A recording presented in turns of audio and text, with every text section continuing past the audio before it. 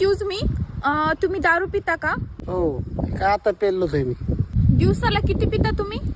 तरी मी नाही म्हणलं तरी 2000 रुपये येतो मी.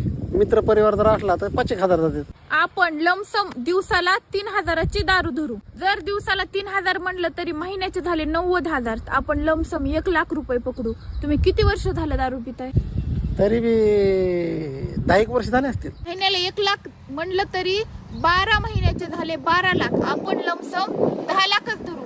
तर 10 वर्षाचे 1 करोड रुपये झाले. 1 करोड रुपये. तुम्ही जर रस्त्यात दारू पिलात तर हे जे दिसतंय का तुम्हाला, ते सगळं घरासकट आज तुमचं असतं. तुमचं.